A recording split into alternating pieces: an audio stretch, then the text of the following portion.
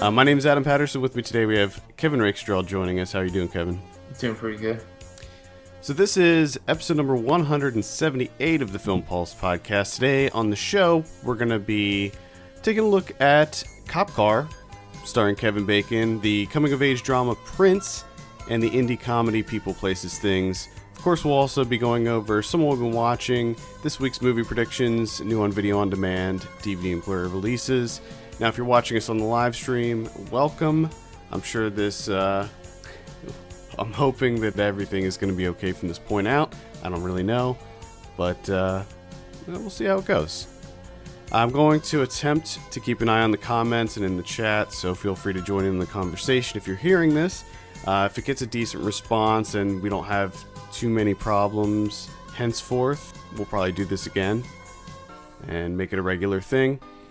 So check out my Twitter at FilmPulseNet for any updates on that. If I decide that it's too much of a hassle or it was just a complete disaster, may not do it again, and we'll just do the old regular audio version.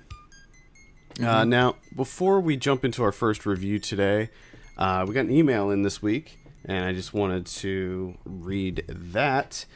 This is from Dimsa. Probably mispronouncing that. I didn't know about this.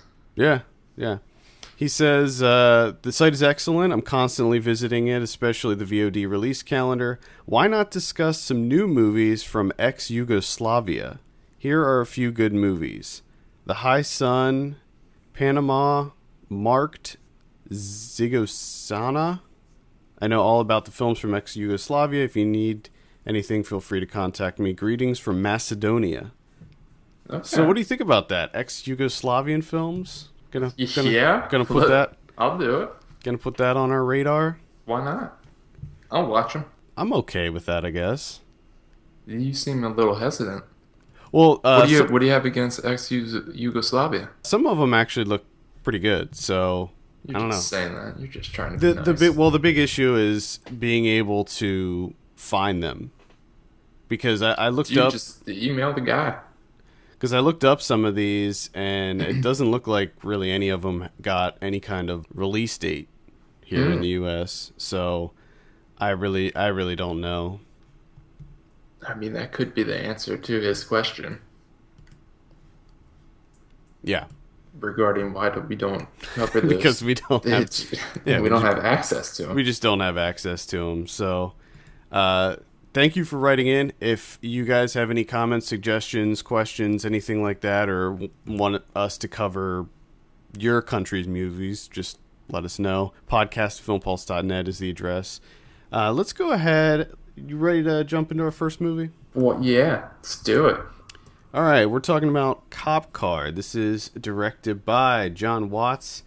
Came out last week in limited release, but it's out on VOD now. It stars Kevin Bacon, James Friedson Jackson, and Hayes Welford. Now, I have a review for this up on the site, so I guess we'll start with you, Kevin. Start with me, huh? Yeah, what'd you think of Cop Car? I enjoyed this one. Me too.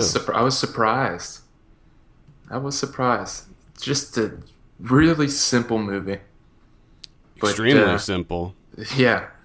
But it's the execution of it is fantastic. I especially love and I love when movies do this, or directors, writers, anything, where they just drop you in.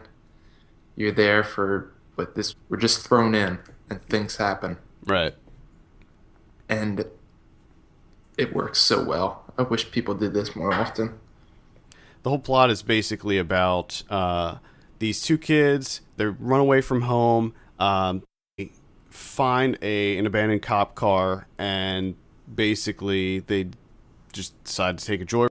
So it turns out that Kevin Bacon is the sheriff who owns this cop car, and he's kind of a story with Bacon's character. And I kind of really appreciated that. We don't on. I don't think it's a giant spoiler to say that he's got some bodies in his trunk, but ruin the whole movie. The reasoning behind that is never really spelled out, and we also don't really know why these kids are running away from home. Yeah, you have no idea. That's kind of a mystery. You know, No, nothing's displayed. It's just all these kids are in a cop car driving around, and Kevin Bacon needs that cop car back. there was little hints of comedy thrown. Shea Wiggum. He's looking for a place to hide, and he's like, he just looks so ridiculous in his robe, and he's trying to duck behind bushes and the telephone pole and stuff, and it's just little bits of comedy. And I liked the first thing they did when they got on the radio was attempted to say a diarrhea joke. Well, why wouldn't you? Well, that leads me to the other big thing that I liked a lot about this movie, and is that these kids acted like kids. They were not. They're not precocious Right. little geniuses. Exactly. They're just kids. There's Just so much tension in these in scenes of them just handling guns because they know what they're doing, and it was very tense because looking into the barrel, you would think they would at least know not to do that, but well, that's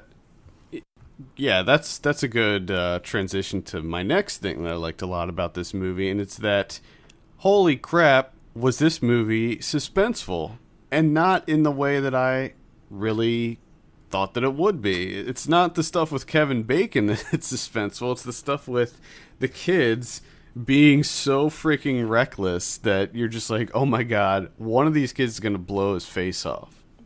correct. And that's where the entire time I'm watching, I'm just cringing, like, please don't show me that. Please don't show me a kid blow his own face off. Yeah. That would be terrible.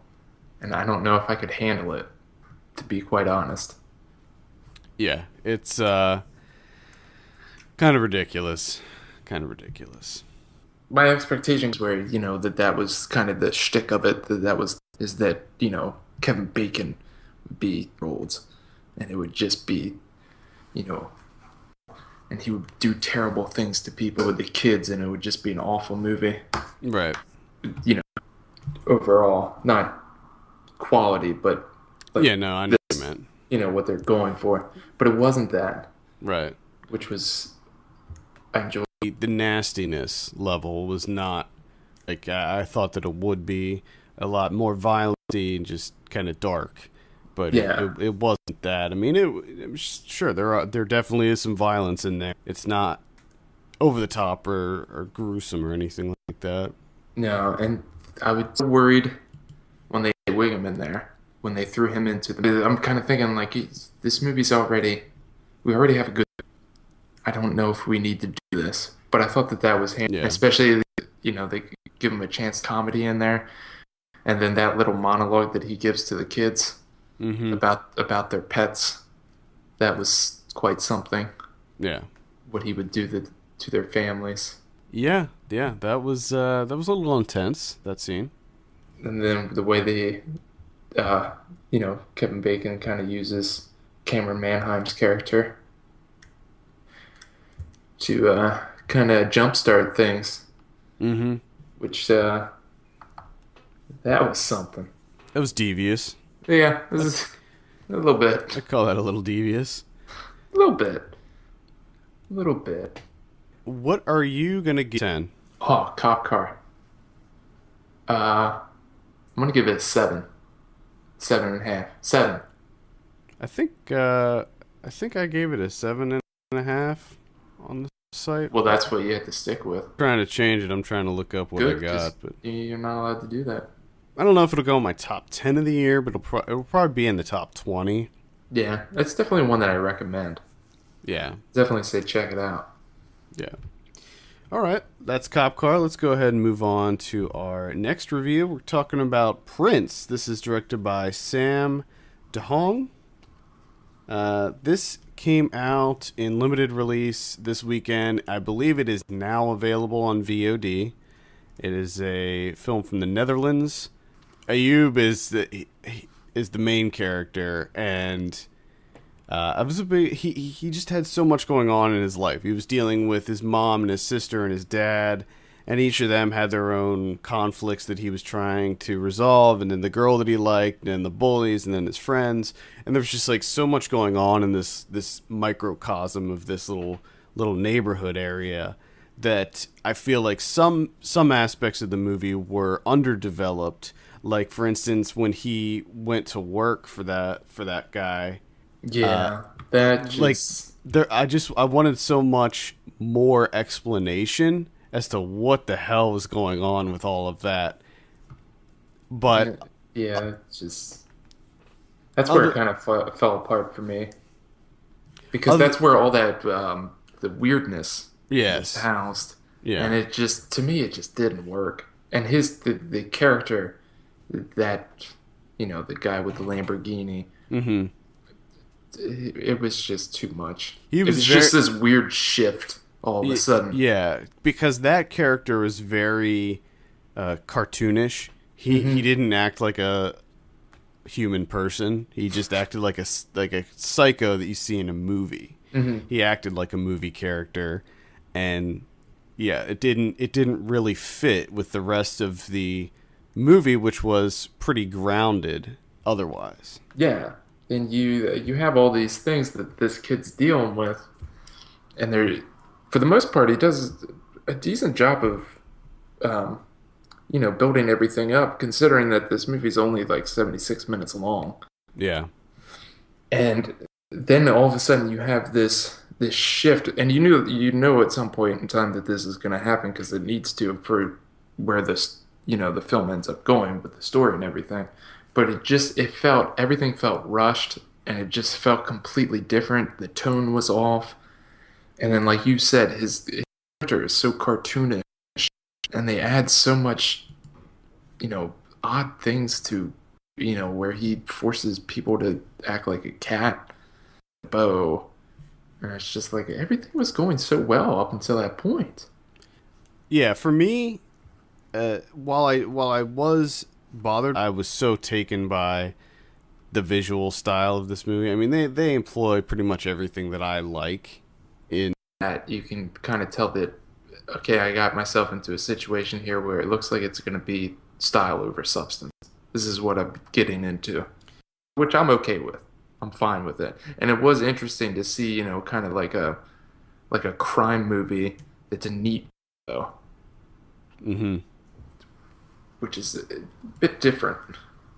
And yeah. I was completely with the style. Everything that they were doing, I was completely fine with. I just think the thing that makes it a little more egregious is the fact that they kind of just end everything so abruptly at the end. That they're just kind of like, oh, we're done. Just clean cut. We're tied up in a bow and roll credits. Yeah. It's like, wait a second. You were spending all this time developing these things, and then you're just gonna just close up shop like that. Yeah, and everything's just so neat, like done. And then we have the where it kind of ends in a fairy tale where everyone's happy and good times. Yeah, I didn't really mind that too much. They did it in retrospect. Yeah, I guess they did kind of wrap it up, especially with his friends, because he had a falling out with his friends throughout the movie, and then all of a sudden it was like this one event brought them all back together, and it was just very convenient for that event to kind of happen to bring everyone back together. Yeah, it's just like everything's fine now.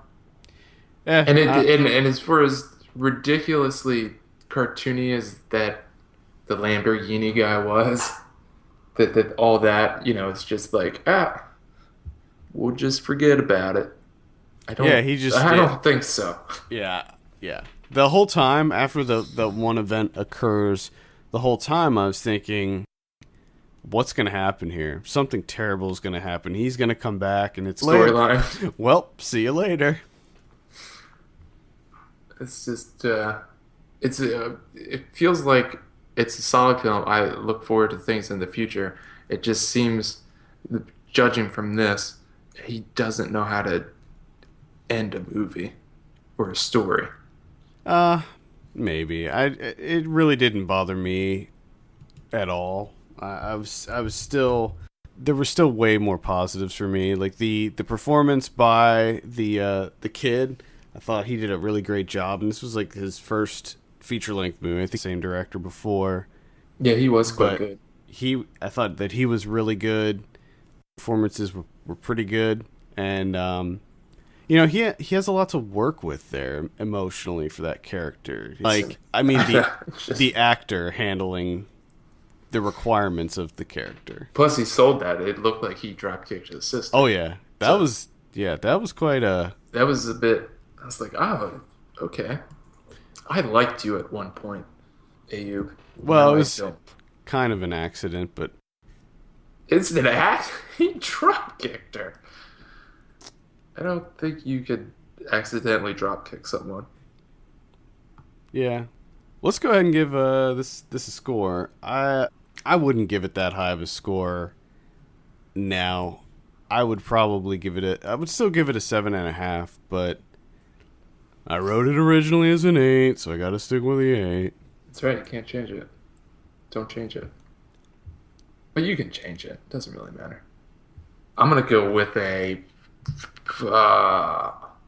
I'm gonna go with 6. I'm gonna go with a 6. There you go. I still recommend checking out Prince. Just on the visuals alone and just the style of this movie is just dripping with style and Because I love that opening title. yeah, The loved it. credits, fantastic. There have been a lot of really awesome opening credit sequences this year. On point with that. Because I mean, if you're gonna do it, I don't like when people do it. I'd rather just have the movie start and no opening credits because it seems pointless to me, and it's irritating. And it's like, just get to the fucking point. I'm here for a movie. You can do the credits afterwards, but if you're gonna do them, at least put some style into them. And they definitely did with Prince. Yeah, yep, definitely. All right, let's go ahead and move on to our final movie of the day. We're talking about People, Places, Things. This is directed by James C. Strauss. This came out on VOD and limited release this weekend. Stars Jermaine Clement, Regina Hall, Stephanie Allen. If Jermaine Clement wasn't in this, You would not I like wouldn't. it at all. I probably wouldn't have even watched it. Yeah, So exactly. he's what makes this movie, and he's the reason to go see it. If you're not a fan of his style of comedy, then you're probably not going to like this movie at all because he's really the big factor in this. Yeah, yeah. Because again, you want some Jermaine Clement. That's what you're here for, and you get it. So that's a positive. Yeah, yeah. Light recommend for me on this one. Let's go. It's not a recommend for me. Don't get it twisted. I do not like this movie, and I don't want any more of these movies and stop making them. And Jesus Christ, is that the blandest title ever? I mean, I watched Yeah. a movie called Cop Car this week, but holy shit, People, Places, Things. I mean, are we even fucking trying anymore? Yeah, that title's not great. Jesus. It's a pretty bad title, actually. Fucking terrible. Let's give this one a score. I'll say 6 on this one. I'm gonna go with a 4. Ooh, 3.5. 4. wow. Yeah. You hated it. I did not. Fucking hated it. Oh man, and it's unfortunate because no, everything else about it just it's one of those things that just irritates me, gets under my skin. Unfair treatment. I'll admit it. I'll readily admit that. Yeah, I understand But I'm that. also not going to change my score. Go ahead and move on and talk about some of what we've been watching. Now, Kevin, I think we will start it with you this week. Okay, with me, huh? All right. I watched one called A Letter to Momo, little Oh, yeah. Japanese animated film from 2011. Fantastic, gorgeous. The story itself is it's pretty humorous. There's as her father just died, and of course her father died at sea, and before he left, she was really upset with him and essentially told him that she hates him and doesn't want him to come back. And then he doesn't come back. And now, of course, she's all torn up about it. And she's like, I'm guessing like 12 or something. I don't know how old she is, but in that range. Terrible with age. Guardians come from the sky to watch over her because their job is to watch over her while her dad transitions to heaven, I guess. And I guess it takes some time. I don't. There's probably traffic or something. I'm not sure, but I guess it takes him a couple of days to get up there. I don't know if they take like an escalator or a ladder or something. Like you actually have to travel. Okay. So that's what, it takes time. So, and these three things, these guardians that watch over is a giant guy with a big gaping mouth. So he's funny looking because his mouth is just always open. And in the past, he used to eat people, but now he's been regulated to this task because they were bad or something. I don't know. Then there's a frog guy, and he's kind of funny. And his special power is he has really powerful farts. He like explosive farts a wild boar to knock it over. So there's that. You can look forward to that. And then there's this weird guy that's like he's a snake monkey. And he's fantastic because he's forgetful and he doesn't really say much, but when he does, it's ridiculous. And he is amazing, and I want him to have his own film franchise. He deserves it. So, Letter to Momo, pretty good. The only problem is at the end, it's kind of just, again, it feels like one of those movies where they didn't know what to do. All of a sudden, they bring in these like, new creatures. They don't explain what these creatures are. They're just like, we have friends and they'll help us. And they help, but you're like, who the fuck are these friends? Where'd they come from? What are they? Are they like spirits? Are they like something to do with nature? I don't understand what they are. And the worst thing about them is they look ugly. So you have this beautiful film for much of the runtime, and then all of a sudden you add this new component to it that they're crudely drawn and they're ugly and they're just not appealing in any way whatsoever. And they're just used to kind of tidy everything up, and then we're done. And it's just like, why? Why did we add this thing at the end that we have no idea what it is? It also looks terrible at the end. But it's a lot of recommend. The majority of it is just unfortunate about that ending. And Snake Monkey needs a whole series of movies. Snake Monkey. I want Snake Monkey in everything. Okay? Okay, and that's a Letter to Momo. Where did you? How did you see this? I got this on a DVD from Netflix. Cool. They are just handing them shits out. They can't give those fuckers away. I saw a movie that came out this weekend called Air. The air is no longer breathable, so oxygen has been toxified. Ooh. And these two technicians are tasked with maintaining this outpost. So what they do is they go into hibernation for 6 months. They wake up for 2 hours, replenish the fluids in the sleep chambers of the people that are there, and then they go back in the tank for another six months. Okay. All right. The readings that they have and all of this stuff is they said that the air will be breathable after 100 years again. Like the earth will replenish its clean oxygen in 100 years. Okay. So I think that maybe what happened was there was like a nuclear fallout or something that occurred. Okay. And it's going to take 100 years for the air to clear up. So what happens is just on one of their days that they woke up and were fixing things, one of their beds catches fire and shit. is no longer usable. So the problem is after the 2 hours is up, the air shuts off in the outpost in order to conserve the oxygen that it has. So they basically have very little time to figure out how are we going to get another bed? How are we going to fix this bed? And it's a cool premise. I was kind of into this premise at first.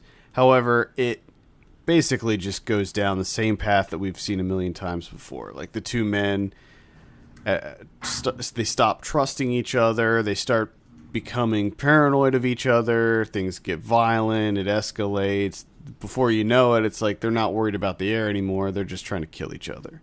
And Jimon Hansu's character is kind of crazy, and he imagines his wife being around him even though she's not there. Okay. And she kind of gives him tips and tricks to get through what they're trying to do. And at the end of the day, it is a very, very average science fiction film that unfortunately I can't really recommend this. I have a full review up on the site, so you can check it out there. We have a lot of very generic titles this week. Air. Have you noticed? Yeah. Air, People, Places, Things, Cop Car. Yeah. Prince. And then here's another one. I watched Match. I guess we should just keep talking about Cop Car. Just kept saying Cop Car. Well, I watched just recently, like right before doing this thing that we're doing now. This is the one from 2014 with Patrick Stewart, Matthew Lillard, and Carla Gugino? Sure. Gugino? I'm not sure. We have no idea how to pronounce anyone's names. No, you would know right away because it's just a filmed play. Mm. It's solid, great performances. Patrick Stewart's he teaches a Juilliard ballet teacher, and he's ridiculous in his voice, what he says, what he's talking about, the discussing. It's great, and it keeps you in there because he's quite funny. But at the end of the day, it's a film play. There's really no reason that this should be a film. So for that alone, I don't like it. That irritates me too. Because that's the first question I ask when I'm watching a movie is, why should you be a film? This has no answers for that question, so therefore I don't enjoy it. The only thing I do like about it is great because I don't get a chance to see plays, so it's good in that sense. Yeah. Because I don't really have that ability, but it's not a film. There's no reason for it to be a film. I feel like if you're going to adapt a play to a film, you need to add something to it. Yeah, there's nothing added here. You need to bring something new to the table. It's just a play. It's just a play. And of course, it's set up. Carla, Matthew Lillard would play husband and wife, and she's writing a dissertation about dance. And so they're interviewing Patrick Stewart, but you come to find out that they're not really writing a dissertation. They're there for something else. Ulterior motives. Oh, surprise. Look at it. But you know what the surprise is like right off the bat. Like immediately. You're like, okay, I have an idea of what they're here for. And then of course it comes out. And then from that moment on, you pretty much know exactly. You know everything that's going to happen. You know every beat. And it is what it is. But the performances are good enough that it kind of keeps you in there. And if you're in the mood for like a talkie, like a very dialogue-driven movie, it all mostly takes place in Patrick Stewart's, his character Toby, takes place in his apartment. So it's one of those, kind of like chamber drama type deal. They don't really go outside too much. But so if you're in the mood for that, it's a decent one of those. Okay. But yeah, it's one of those I'm like right down at like a 5, just in the middle. And that's Match. How did you see this? I saw this on a DVD too from Netflix. Netflix has been giving me DVDs left and right. I don't understand it. Like all of a sudden, I had an issue with Netflix for a while where it took them forever to get my DVDs back and then to send me ones. And I thought that they were doing this on purpose for some reason. But now all of a sudden, I'm getting DVDs like crazy. Like I only have one DVD service, but I'm getting like 6. I don't know. Someone fucked up somewhere, and I shouldn't have said anything. Yep. Because they'll probably fix that. Now they know. I don't know if I mentioned Air is on VOD, so you can see it there. I saw one called Harbinger Down. This is again available now on VOD. It came out, I think, on the 4th, or maybe it was the 7th. Excuse me. Basically, this is it's a remake of The Thing. It's John Carpenter's The Thing. That's exactly what it is. It's pretty bad. It's actually really terrible. And not sure if I think the Kickstarter was successful. They were touting it as a practical effects driven movie. It is. It's almost all practical effects. There's only a fair, so they use it very, very sparingly. And it's one thing. It's one even minor positive that you could say about it. It is all driven by practical effects. So there's a lot of the practical effects look like the effects in The Thing. You know, if you remember that, where basically the plot of this movie is, and it's directed by Alec Gillis. Plot is there's a Russian space pod that is careening towards Earth. There's some sort of alien organism on it. It lands in the water, in the ocean in Alaska, and then there's this team of there's a crab boat that is heading out, and the crab boat brings on a group of scientists who are studying whales. They end up finding, while they're searching for the whales, they end up finding the pod encased in ice, and they bring it aboard the ship, and it starts to thaw out. The organism gets out, and it starts killing everybody on board. The organism itself works exactly like the Thing, the alien in The Thing. Mm-hmm. It kind of takes over your body, and it can mimic you and all this stuff. And it has like giant tendrils that shoot out from it, just like The Thing. Fire is the only thing that kills it, just like The Thing. Is Wilford Brimley in this? No. And does he throw handguns at people? No, Wilford Brimley's not in it. Lance Hendrickson's in it, which is another thing that this movie, it borrows heavily from The Thing, but it also borrows heavily from the Alien series. Yeah. And so Lance Hendrickson's in it. I'm sure that's an homage to his character of Bishop in the Alien series. It's terrible. The acting is god-awful. Plot holes abound. None of it makes any sense. The practical effects are good. However, it seems like they may have bitten off more than they could chew. They really try some big things in this movie. Some of it works and some of it doesn't. Some of the effects work looks quite good. They use a lot of like stop motion and camera tricks and stuff. So, you know, props to them for doing this. Good for you. Good try. Good for you guys. But practical effects are not enough to hold up a movie. You need a story. You need acting. And all the scientists are just so generic, and the crew, pretty much every woman in this movie is your typical actor, like aspiring actor, where they are totally not fit for the role. You know, you have this woman who looks like she does modeling on the side, and she's supposed to be a scientist, you know, and it just doesn't work.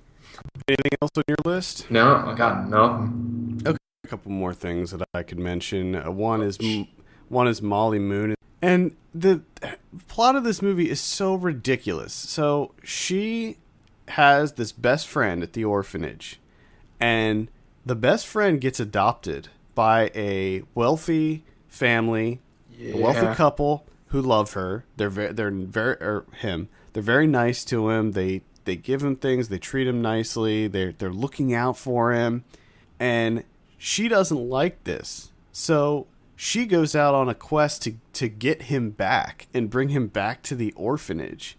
And it's like, that's what we're going for in this movie? We're trying to get him to run away from his adoptive family? His life finally. And spoiler alert, at the end of the movie, he goes back to live at the orphanage. And it's like, okay, you can't do that. All right, the kid is adopted. He has parents now. He can't just say, all right, see you later. This isn't working. Bye. And that's supposed to be like the moment that everyone's supposed to get together and be like clapping, like, yeah, Yes. they did it. Yeah. He's back at the And orphanage. for some reason, so she sets out, she leaves the orphanage, and she's like, I'm gonna find him. The kid's name's Rocky, and she's like, I'm gonna find Rocky, and I'm gonna bring him back. And to do it, she becomes a pop star. It doesn't even make sense, and it happens overnight too. It's immediate. She immediately becomes a pop star. And wait, this is because of magical hypnotism book Yeah. action type deal. Yes, she hypnotizes people. And then, of course, there's this whole thing where there's this thief who's also looking for the hypnotism book so he can Well, naturally. hypnotize guards at a jewelry store and steal jewels. And he's got this mother, this domineering mother who's like kind of controlling him. And it's so terrible. I can't even tell you how terrible this is. It'd be better if he also was trying to get someone to go back to an orphanage. That would be funny. That'd be great. It's just everyone just wants people to move back to the orphanage. Apparently, this is based on a popular book series. Obviously, I haven't read any of the books. I never heard of this before, but we have a full review for this up on the site, and it's just awful. It is an awful movie, and I cannot recommend it. I saw 10,000 Saints. This is one that I don't recommend. Stars Asa Butterfield and Ethan Hawke, Haley Steinfeld. Good cast. Neil Hirsch is in it too. Takes place in the 80s in New York City. Actually, it takes place in my neighborhood in the East Village. Ooh. Yeah, there's the bookstore that I go to. East Village Books is in it. A couple of cafes that I frequent. Tompkins Square Park's in it. So it's, it hits close to home for me, sort of. And it's about the hardcore punk rock scene in the 80s in New York. So that, that's good. I'm into that, too.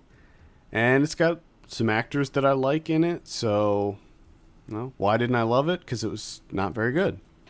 Simple as that. Coming of age story. Asa Butterfield plays this kid who's kind of lost in the world, and he likes to do drugs. He does drugs with his best friend. His best friend ends up overdosing and dying. Ooh. And Emil Hirsch plays his dead best friend's brother, and Emil Hirsch is in a straight edge band, and he ends up taking Asa Butterfield under his wing, sort of, and turning him into a straight edge dude, and he swears off drugs and drinking and all of that stuff. And Haley Steinfeld plays his dad's girlfriend's daughter. Okay. All right. I'm with you. And as it turns out, the night that his friend overdosed and died, he hooked up with Haley Steinfeld, and she's pregnant with his child. You gotta be kidding me. So they enlist the help of the 10,000 Saints, which are like a crime fighting team or something. Yeah, something like that. We got some voiceover, and Ethan Hawke's really good in it, but I feel like he's been playing the same. He's a dad. Yeah, he's a dad, but he's like he's kind of a cool dad. Yeah, he's a cool dad. Like in this movie, he grows pot. He's a pot farmer. Man, he's a pot dad, and he lives on St. Mark's. Oh, and he's like kind of this like bohemian, cool, laid back dad. So what you're saying is he's like the coolest dad, probably, that you'll find. Sure, we'll say that. Because he's growing that sticky icky. Oh God. That's what they call it, right? I want to be hip. I gotta be hip. I gotta be with the times and whatnot. Yeah, so I did not like it at all. I fell asleep while you were explaining that movie. It's very Manila Folder.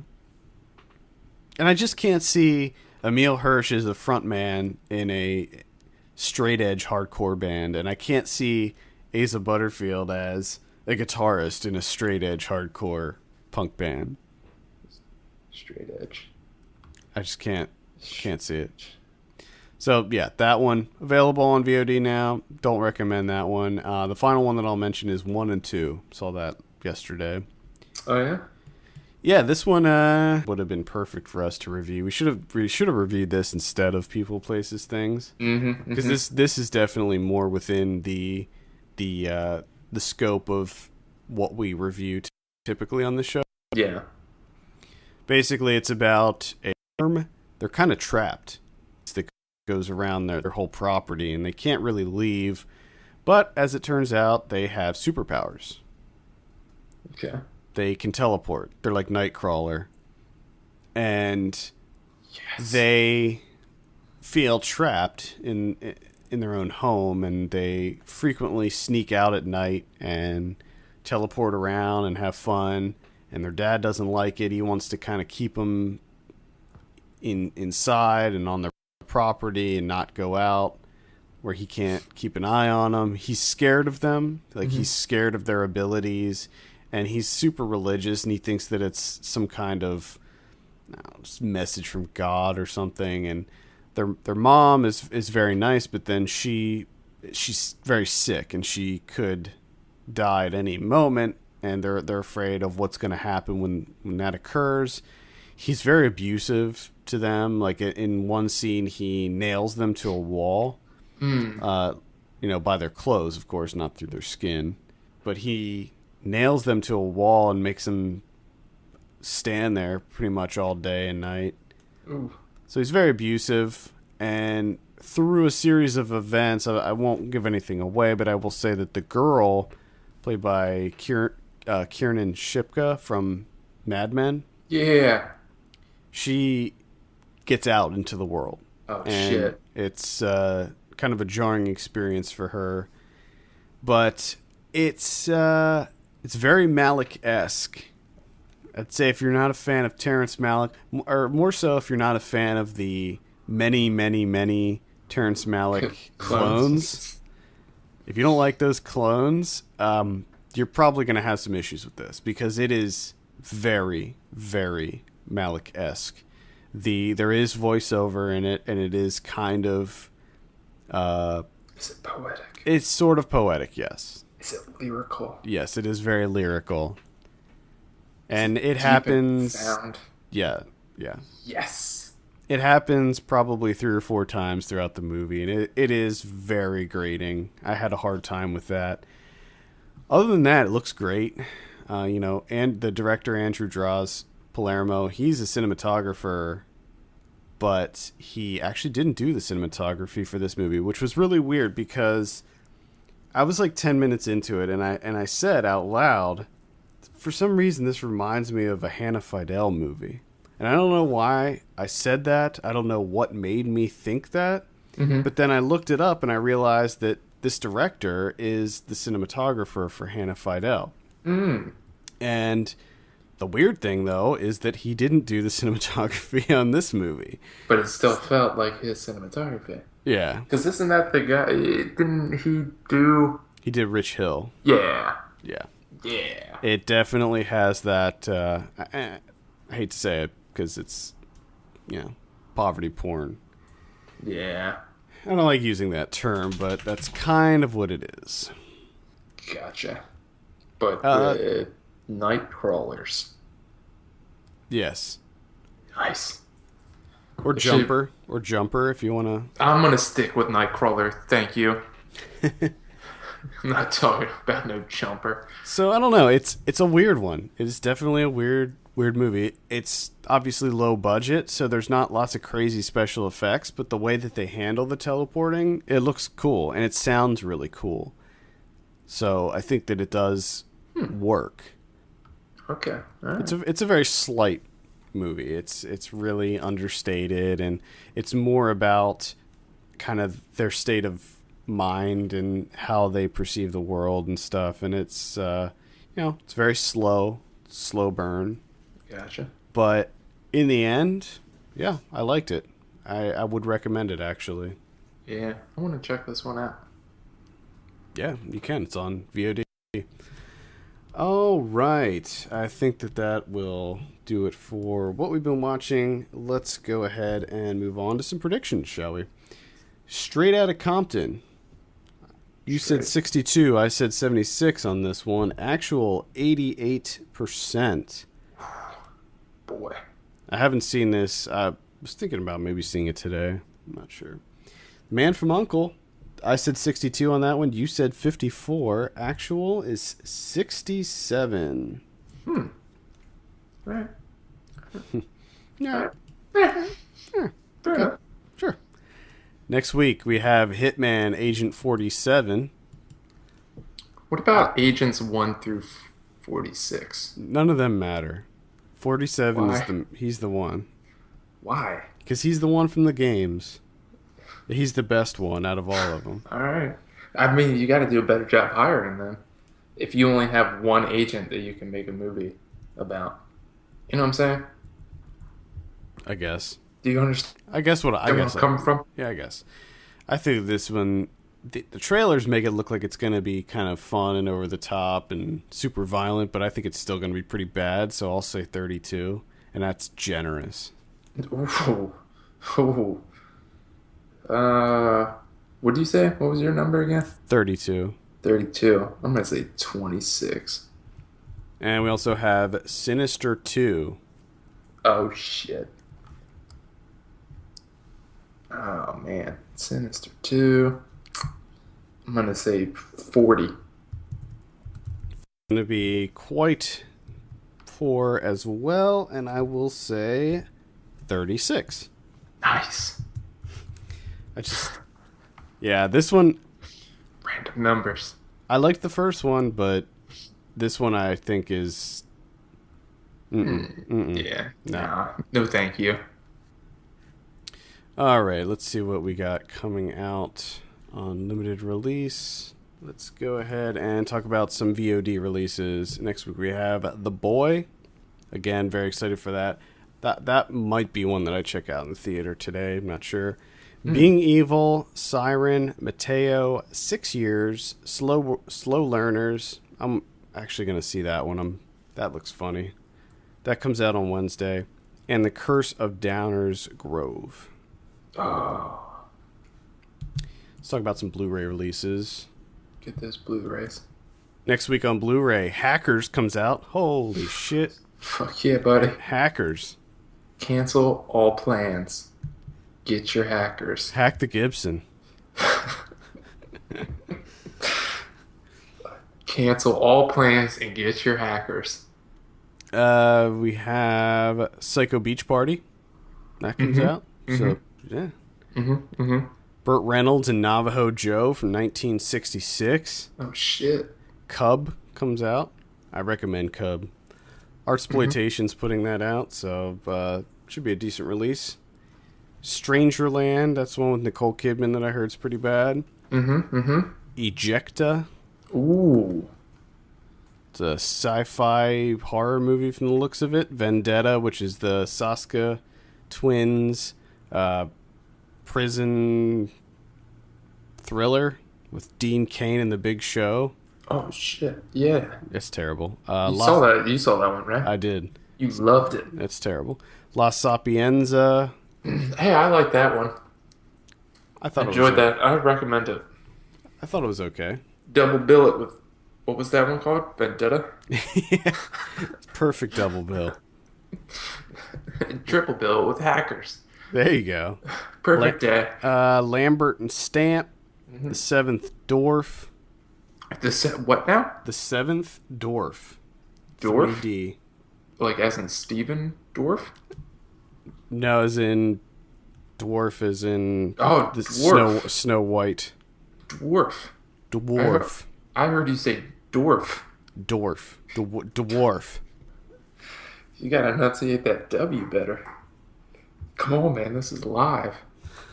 I enunciated the shit out of that W.